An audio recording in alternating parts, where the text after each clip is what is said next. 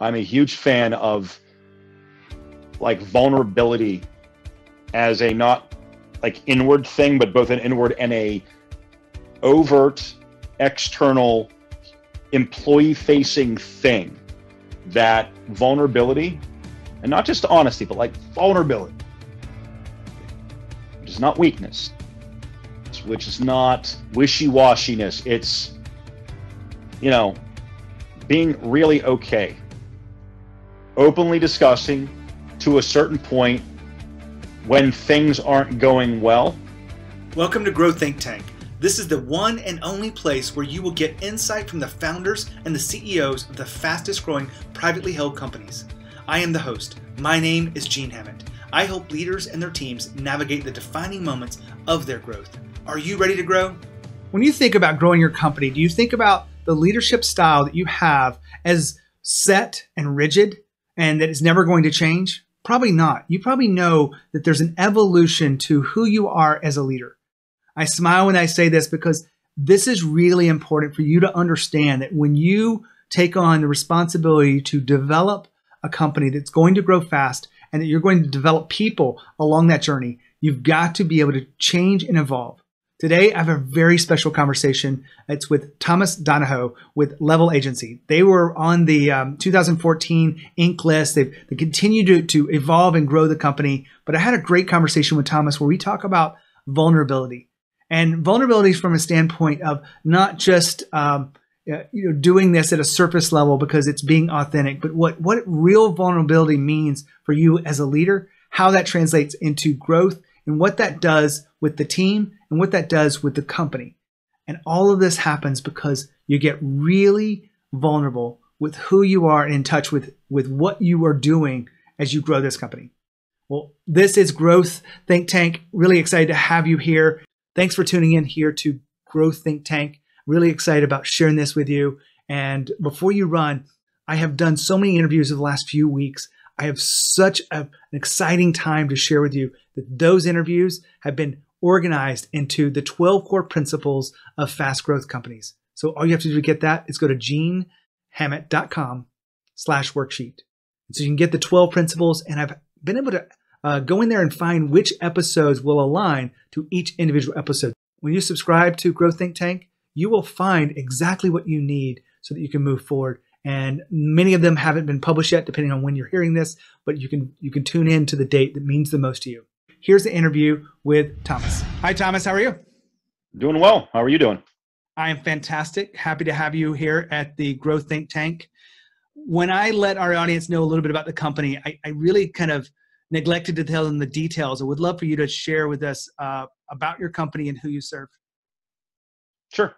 As of 2019, we've got about 70, 75 full-time employees. We are primarily a digital marketing agency focused exclusively on customer generation. We serve a lot of the B2B and what we call high-value B2C markets, so goods and services and product lines that are pretty expensive. Anything that or any company where there is a bit of a sales cycle. So things in terms of e-commerce or mass market B2C, we still have a few clients, but anytime there's a long-ish gestation period between lead or click to a website and then eventual sale, that's the type of marketing process and sales process that we do pretty well with. Well, we'd all like to have the kind of business where we could sell high-ticket items and that time frame is very fast. Yep. Reality is we all take our time. We research. We do discover. We want to make sure we're making the right decision. And so you help them with sort of the kind of content and the campaigns around that whole process. Is that right? Yep. Everything from direct digital advertising, direct response advertising to the top of the funnel to drive targeted prospective customers to web environments, landing pages, websites, and then try to help those prospective customers turn into an inquiry or a lead or some kind of engagement with our clients, and then try to partner with the sales team and use digital advertising, the same channels, search engines and social networks and display advertising, help that prospective customer become an actual customer or client of our customers. So yeah, the full sales cycle, a few years ago, it was more about just building the top of the funnel, dollars out to leads and inquiries in, and now it's much more full stack from a customer journey standpoint, which is pretty exciting. Well, I'm smiling over here because one of the big disconnects in B2B world, because I work a lot with that and clients are in that area, is there's no alignment between what happens in the marketing strategies with what's going on in the sales strategies. Sounds like your company kind of fits in that middle and is that bridge between the two.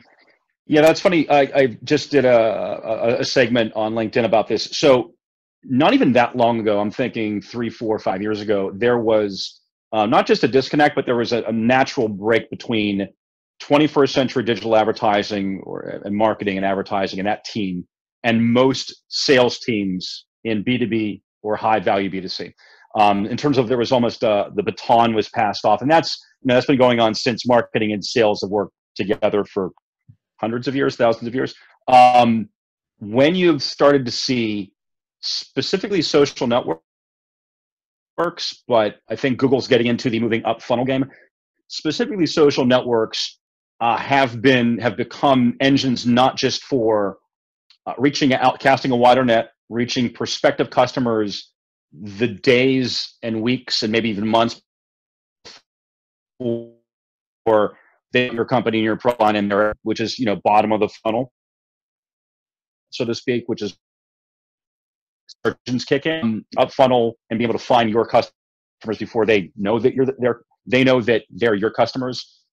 They can also go down the funnel beyond the inquiry and closer to the actual sale. And anytime that you can target somebody or prospective customer on a one-to-one basis, the actual human or humans, anytime, again, this is Facebook, Instagram, and LinkedIn primarily, anytime that you can identify the actual human and without sounding too big brotherish, respectfully follow them as they are engaging with your sales team. As digital marketers like myself have been able to use those same type of up funnel ad channels, kind of funnel, that's been pretty exciting. So yeah, that disconnect between marketing hands the lead off to sales and then sales does their thing, that is appropriately, that line is being blurred. And I think it's been appropriately driven by the marketing team saying, look, here's a good value that we can provide, and maybe even some ownership of the eventual sale. And I know marketers love to blame sales, and I know sales loves to blame marketers, but I think using the more advanced features, primarily within social networks, is helping those two very different silos and teams kind of play a little more nicely together. Well, I want to get some context of what you're doing, and before we dive into this, because I think it really helps our audience understand that you have a business that has a certain level of complexity. It also has the changing tides of technology. It has new strategies that used to work that don't work. They really are changing very quickly. So you've got to have a workforce that really is able to see these things, be smart about it, make smart decisions, and work autonomously through this. Am I correct in saying that? Yeah, it's less about the autonomy. It's more about, first of all, yes, if our advertising professionals, technology professionals, if the men and women that are working with clients on their strategy, the men and women that are working within the advertising channels, the platforms themselves, the men and women that are on the creative end, that are writing the words and filming the videos and things like that, if they don't help me and my executive team become aware of this month Facebook or Instagram just changed or offered or limited a targeting feature, if Salesforce just bought this company, and that might mean that company might offer new things in 6 months. So maybe we should be partnering with them now, so when they release betas, we have access to it. The things that the difference between a ROI in digital campaign and pretty good ROI and a successful campaign, the margin for error, or rather the nuances and the differences between like basically a complete mess where our clients are like, man, that's definitely not working, I want you to shut down the whole thing, and hey, that's a pretty good ROI, let's spend more money. the nuances and the differences in the bad campaign versus the good one on the same ad platform is really, really thin. So like 10 years ago, you had to be pretty good at search engine marketing and then maybe drive people to your homepage, not just in search engines, but social networks in particular, because things change so much. If you are not genuinely up to speed as an agency, in terms of what's happening this month, it's pretty absurd how quickly you can get left behind, because a few agencies and a few maybe in-house teams, they'll pick it up. They'll get access to betas, and the ad platforms, and Google's a little better than most, but Bing and Facebook and Instagram and LinkedIn, they're okay, but they're not going to be screaming from the rooftops that they just changed something, that or they are or aren't going to offer a new beta. I think it was a little better, but no one's perfect. And these ad platforms aren't they don't have megaphones and like the bat phone to every agent saying, "Hey guys, it's the first of the month and we just rolled out this new stuff. You got to try it." Our employees are, I'm going to say, at least half of it's not like they share the burden, but I hear, and we execute new campaigns at least half the time based on what my coworkers, my employees are feeding me from a thing they just read about, or they tried because they just, they're using Facebook's ad every day. They're noticing something that they think changed, and they didn't even hear about it from the rest of me. So that pipeline of like near real-time movements in the ad technology space, that has real, genuinely real impact. And you're only going to get it if you've got your people with their ear to the ground. And I know that sounds crazy because, again, we're living in a hyper-informed age, and certainly you think these ad channels are, their responsibilities are to tell agencies like mine what the best new stuff is, but it's not a perfect world. It doesn't work like that. Well, I appreciate you giving us the context of this, because I think we have a lot of respect for this, because I know I do. But I want to focus and turn the direction back to you, because in order to have the kind of team that is able to be as nimble and as fast, you have to be a special kind of leader. And I've talked to you a little bit before. You've made some transition in your leadership style over the years.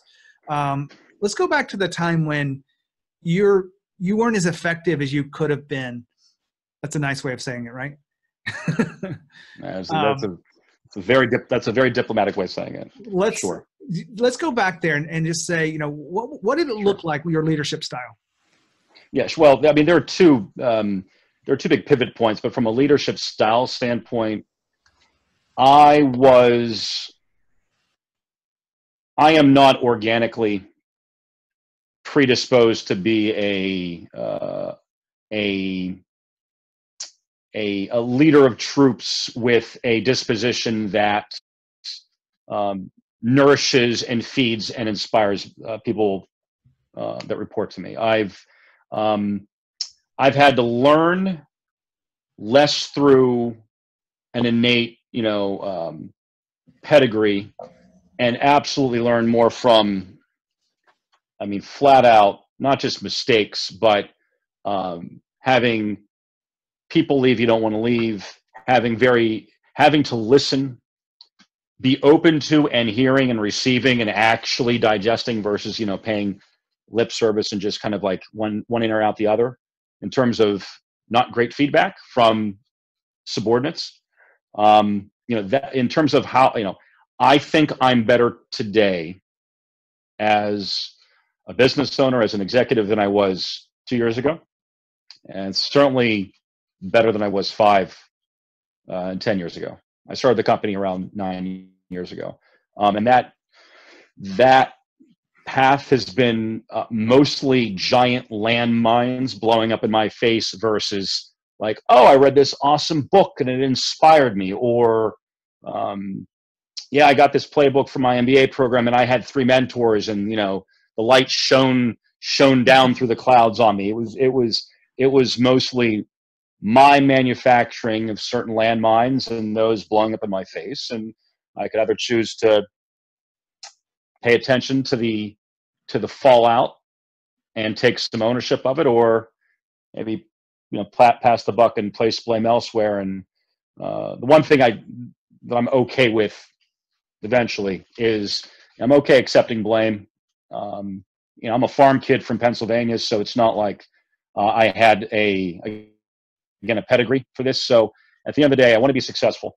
Want to do good work, want to make money. If you focus on, as I focused on, like what's the outcome you want? What's the business outcome? If that required me sucking it up and accepting responsibility, soup to nuts, for things not going right culturally, well, that's what it had to take. Now, you mentioned a couple of inflection points, and we don't have to get into the gory details, but what can you share with us about one of those major inflection points of leadership? It's business. It's not that gory, but okay. But it's, from a business standpoint, it's almost as gory as you get for, we didn't go out of business, but there were some pretty rough times.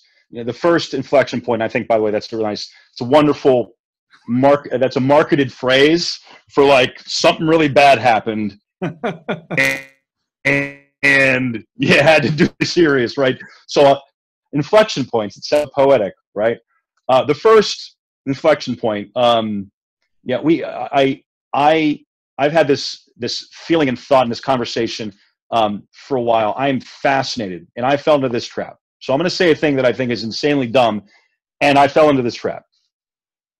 Men and women entrepreneurs, less like sole proprietors and second, third generation, but a lot of entrepreneurs, and I'm not saying this is all like a California, Silicon Valley thing, but I'm fascinated how many people, myself included, think that because they have a really awesome idea in the business world and they build that thing and a minimum viable product and they go to market, that like people are going to throw money at you.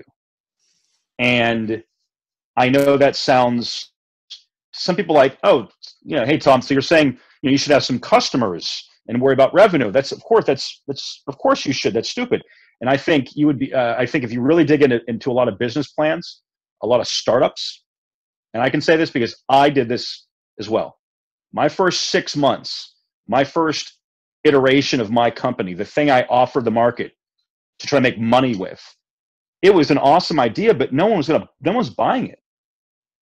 So the first 6, I built the thing, deployed, maxed the credit cards, remortgaged my house. Might have actually used some student loan money. I'm a dropout of a proud dropout of Carnegie Mellon's MBA program.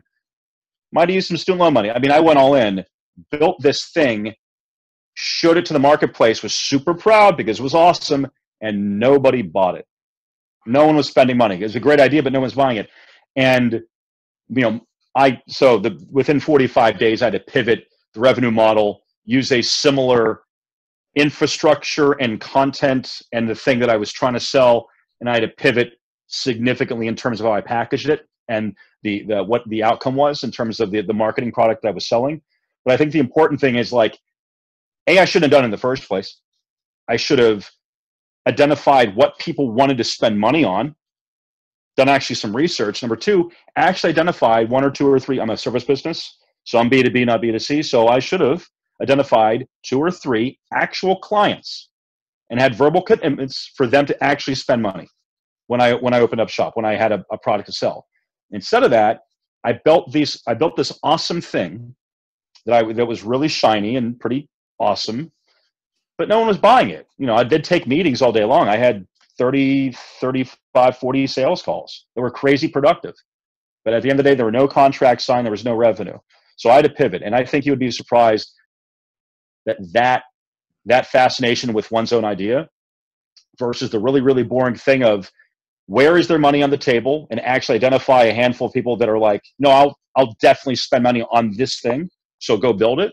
I think we're not reverse engineering it that way. And at the end of the day, if you're not making money, I think the fascination with the unicorns of the world, the Ubers, Uber's worth $50 billion as of last week. It's never made a profit. Like, we're not that lucky. We have to make a profit.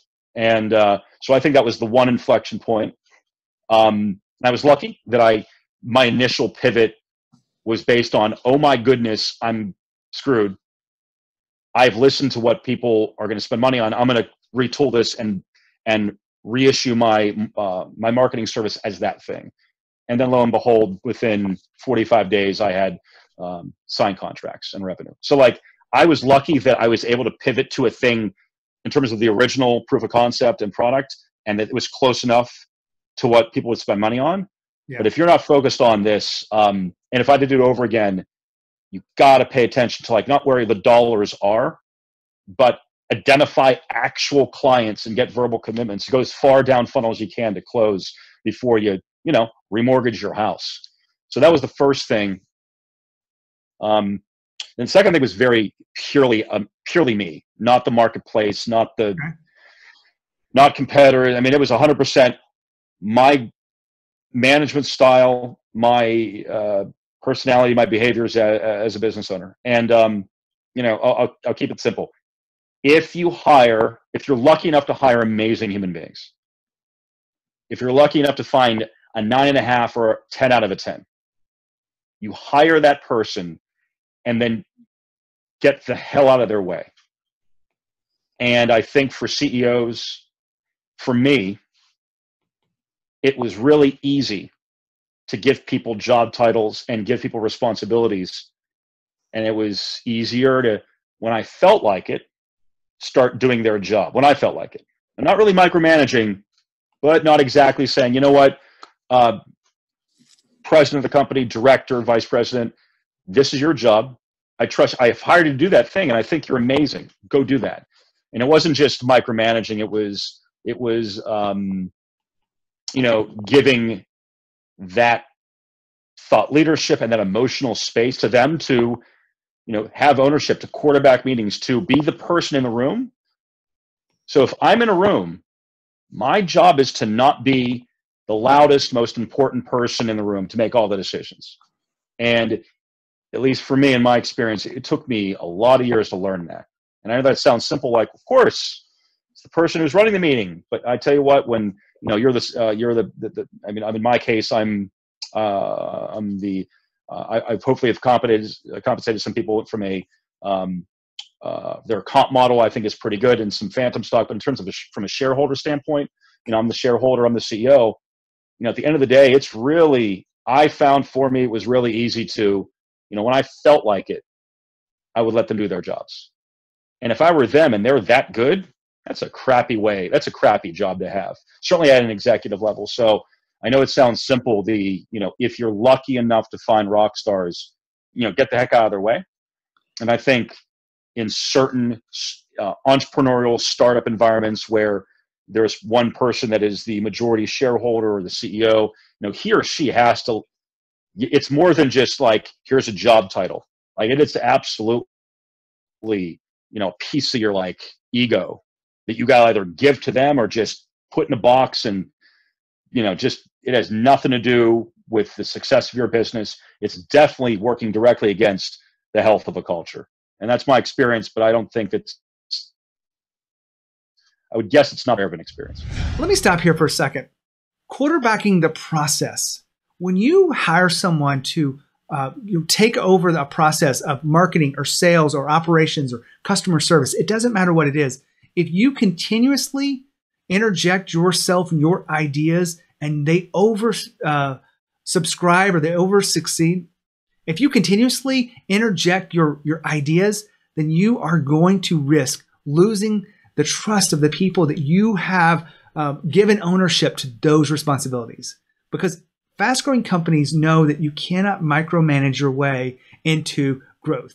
You become the bottleneck to this, and people become to lose confidence and courage as they try to do things that have never been done before. You want to make sure that you're giving them full ownership. Let them quarterback that process and let them really become the kind of leader that you can trust because they can handle it, because they've done it in the past, and they've continued to grow through that process. Now back to the interview with Thomas. Well, I want to dive into this just a little bit because this is really interesting. We all know as leaders that micromanaging isn't a good thing, right? No one goes into telling people how to do their marketing job or sales job Um, I guess a little bit of that happens when you've been there before. You probably have a big marketing and sales background, so it's very easy for you to tell. But where you are today, when you hire someone on that you know has the capacity to do it, they need a little bit more, maybe it's confidence or courage. How do you bring that out in others without stepping on the toes and micromanaging? Man, I mean, let me to kind of to allow those behaviors to kind of not just manifest but kind of grow. Yeah. I'll approach it two ways. I'll do like the operational philosophy, and I'll do the even more emotional thing. But let me get the ops out of the way. At a senior level, again, if you feel you've found some rock stars, I do the trust out of the gate. And if there's a little bit of smoke, that's fine. But if there's enough smoke, there might be a fire. You go from trust to trust but verify. And then if there's a little more smoke, if there's some conversations from others, because you have to trust the whole team. It's not just about the individual. It's about being able to, I think, as an executive, certainly as a CEO, try to understand it's a living, breathing ecosystem. So try to take in a lot of data points and conversation points. And if there's even more smoke, if you're feeling a little more reticent about certain positions, and again, because if you're going to fail, you want to fail quick, but you want to give people enough of a runway. Then you go from trust but verify to be firm but fair kind of thing. And I think those like three levels of, if you're going to operationalize how you treat an executive person you've brought on, you think it's that waterfall of, if you brought them on and certainly they're a six-figure rock star, you just got to trust. You've made the decision, trust. And if there's any smoke, you do the trust but verify. And then if you're really feeling that there's a possibility that you could have been wrong, that you made maybe not a great hiring decision, if it's not a good match, the firm but fair approach. But at some point, you either have to cultivate or understand it's not a good alignment. So don't let things metastasize. So that's like the operational way I approach it. That I think the president that I work with of my company, how he operationalizes and lets that manifest in terms of his direct reports. From a personality trait, and not just like as a CEO, but I think any executive, man, I'm a huge fan of, and this is not for everybody, I'm a huge fan of like vulnerability as a not like inward thing, but both an inward and a overt external employee facing thing. That vulnerability, and not just honesty, but like vulnerability, which is not weakness, which is not wishy-washiness. It's, being really okay, openly discussing to a certain point when things aren't going well. If there were things that, and certainly if it's not just a bad hire, an engagement. Again, I'm talking from a B2B services standpoint, but this is B2C. This is high value B2C. This is e-com. This is B2B. This is like the product line hasn't worked. If there is, the court of public opinion or the press are hitting you from a certain angle, that is the time to be really, really direct and really vulnerable internally. And trying to be cagey, or trying to do like the poor man's version of vulnerability, which is just like being soft and wishy-washy. Like, that's not vulnerability. Vulnerability is tough, and it sucks, because at some point it's taking ownership, but like the rubber hitting the road. Like I can say like, oh, I own the results. You own the results, and it's easy when everyone's making money and everyone's hitting home runs. Taking ownership when things are going not well. That's when vulnerability is like, that's the litmus test for ownership to me. So again, vulnerability is like, I guess, a behavioral trait from an executive standpoint would be, that emotive thing that can, to your question, kind of help the cultural tide that raises most ships, is what I would say. One thing that's really interesting about this ownership of the problem was that you really want to allow people to take ownership, not just of the success of what's going on, but ownership of how do they correct it. If you're always swooping in to tell them how to fix the problem, it doesn't give them a chance to really be the kind of leader that they need to grow into. Now, what this really means for you as a leader is you've got to be able to hold back in some cases, bite your tongue, if you will, and really see how things progress. Maybe you ask questions that will guide them, but you got to give them the space. Fast-growing leaders know that. If you're tuned in here and you're growing a company fast, you know the importance of really allowing people to own the process and own the way to fix it. So that is to own the process and own all the steps along that journey to take it to the next level. Now back to the interview. I don't know what generation this is, but I think us older people, you're younger than I am, but we really want to have this strong way of being in the world. We want to know that we have decisions. And as a leader, it's natural to see vulnerability as a weakness. But my personal perspective is that's bullshit. Because real strength comes from that vulnerability of having the direct conversation, having real talks about their confidence level, their fears, and allowing them to see a different side of themselves or the situation that you don't get by any other way than just I agree. Really vulnerable. There's two things. One is vulnerability is not lack of ideas, and it's not indecisiveness. Vulnerability is the aftermath, right? You got to be, if you're indecisive as an executive, if you don't have, for 97 out of 100 times when things happen, you don't have a playbook, well, that's bad. I think people still respond to, not everyone's like General Patton, but like have a playbook. You better in your business be able to solve most problems, or at least have an idea, a play to run when you encounter something that's not good. You have to be decisive. So that I think is leadership. In terms of vulnerability, after you make a decision, after a thing happens, how do you deal with it? So it's not vulnerability. I don't think it's not like a proactive thing. It's once something happens, it's your reaction to it. Do you talk about it? Do you, or do you dodge? Do you pass the buck? Do you make excuses? The vulnerability thing is just owning it, and also, being okay with being honest. Like, was it the marketplace?